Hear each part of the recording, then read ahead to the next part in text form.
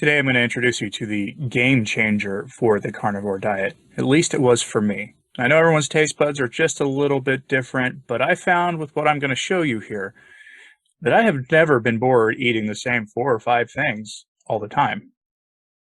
It just stopped being an issue once I started doing this. But what I'm going to show you also is going to be was filmed first person. Essentially, I'm behind the camera because I tried a first version of this, and 95% of the footage is unusable. And so what I'm doing is picking up the equipment I need to make my camera actually be reasonably decent.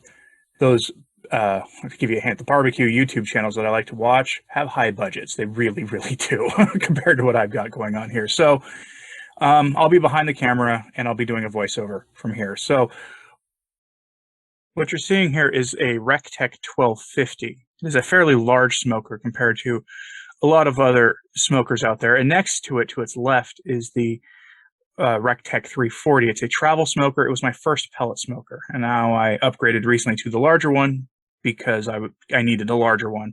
I cook for 4 adults, counting myself and 2 children.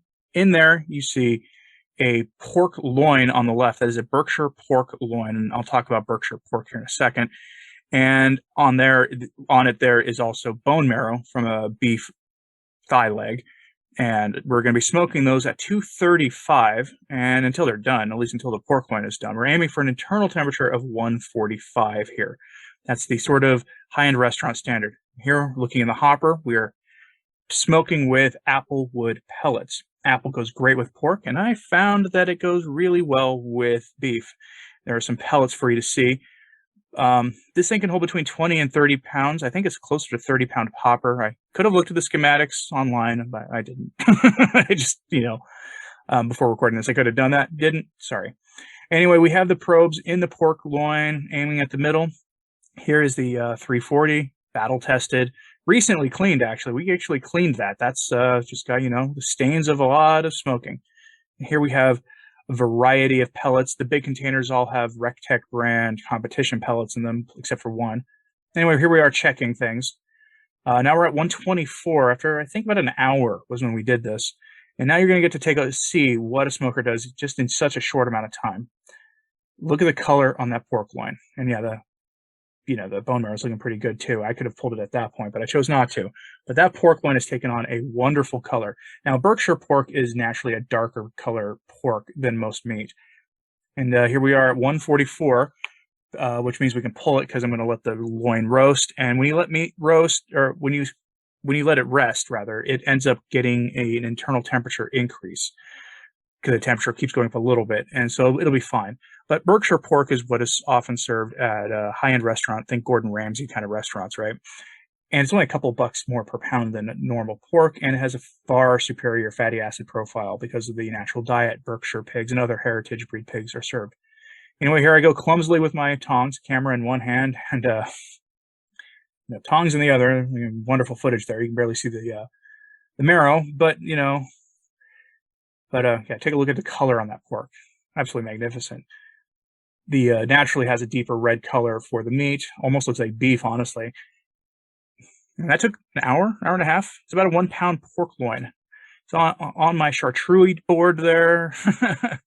Need to do some dishes. A lot of my barbecue stuff isn't perfect right now. And there it is, cut. You can see the smoke ring. It's hard to sub because this camera isn't that great. I probably should just get a new camera too while I'm at it. There's the bone marrow, and this is good eating. So now here we have a tri-tip that I have dry brined a la Dr. Anthony Chaffee for about 30 hours, actually. It was in my refrigerator on that dry brine rack for about 30 hours. Tri-tip comes from the sirloin roast, not so commonly found in my part of the country. I bought this from a rancher who specializes in grass-fed, grain-finished beef, and I will be doing a video explaining the difference between grass-fed, grain-finished, grass-fed, grass-finished, and grass-fed, not grain-finished, or rather normal grocery store meat. So you know what the differences are, because just to say all beef is fed grass kind of misses the point. There are actual differences and distinctions. And I'll do a video on that soon, so subscribe if you want to see that. With the tri-tip, you got to put it in the meaty section, the media section, which tends to be where that the meat turns, where that sort of turn on the roast is. Again, it comes from the sirloin. This is actually a little thinner cut than most I've bought from this rancher in terms of how much fat is on it, but we're smoking this at 225. An hour or so later, here we are. Nice, deep red color. And we have an internal temperature of 132. And I mean, look at the color that fat cap has taken on. That just looks amazing. Even going back later and recording, and after I've already had some of that tri-tip, I'll tell you, that was magnificent tri-tip. This thing is, again, dry brine, so it's got a nice salty flavor. Traditionally with barbecue, you're doing adding pepper. Always, when you're doing this, check with an extra probe for the temperature, because oftentimes the probes these things come with, most of the time they work fine, but sometimes you want to just double check. It's just a good idea. It's a best practice. And 131 internal temperature Fahrenheit, so between rare and medium rare. So that thing is ready to be pulled, which is exactly what I'm doing now. So there you go. And now after it's rested, we are taking it off of the dry brine rack into a hot cast iron pan, and boom, there it goes. That jar that was to the left of the pan is a jar of homemade beef tallow. It's living in an old coconut oil jar. Yes, I cleaned it out before I put the tallow in there. I will make a video showing you how to make your own tallow. Do not spend the $10 and $20 for tallow jars that you see at the store when you can make it yourself, and I will do it with 2 different methods. So we're doing a reverse sear on this as if it was a steak. Not the best crust I've ever gotten. The bottom is always harder, honestly, for me to get that good reverse sear crust on.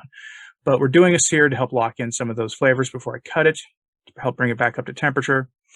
Could have let it go for a little while, but I decided to pull it because I wanted to, enjoy some tri-tip at that point. And anybody else have the problem where you are on carnivore, where you get so much grease spatter on your stove, it almost becomes like a losing battle. Like, that's kind of the problem I run into. We have frying steaks all the time, or bacon or whatever. It ends up becoming a losing battle. There we go. Taking that thing off the heat so it doesn't fill my kitchen with smoke. And my tiny, tiny, tiny, tiny kitchen. And with a tri-tip, you cut it along that corner. There it is. And then you cut the long part lengthwise like that. Yep, very hot. Be careful. Most of these barbecue channels that I like to watch, they end up using, the guys will end up using like neoprene gloves, but those don't really protect your fingers from heat all that well. Hence why I did it this way.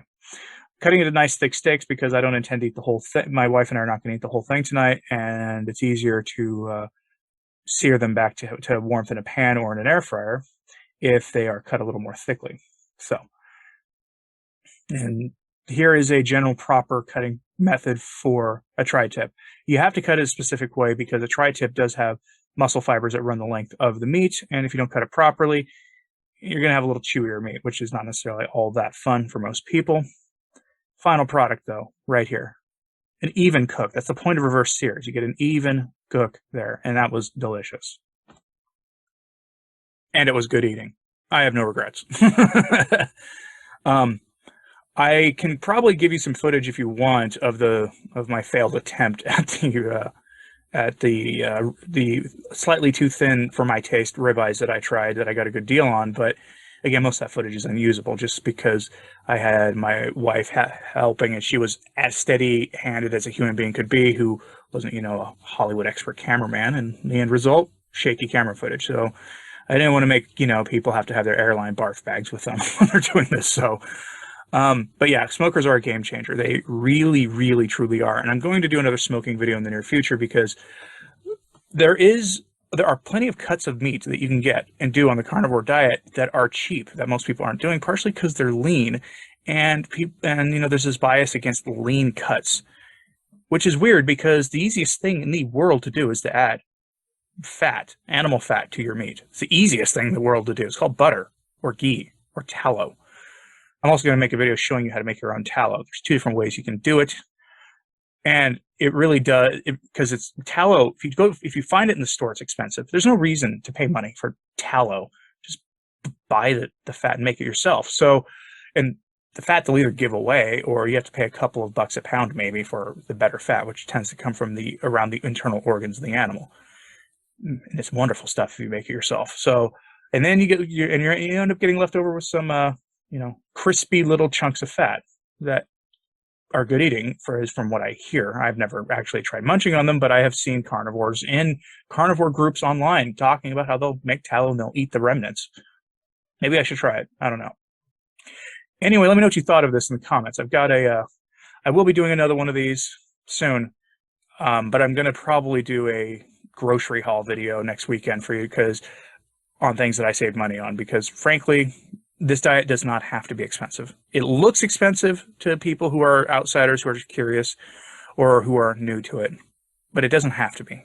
There are ways you can eat on this diet, meet your needs every day, and it doesn't typically involve ribeyes. Anyway, let me know what you thought of the comments, please, and like and subscribe if you haven't. It does help these new channels grow. As always, have an optimal day.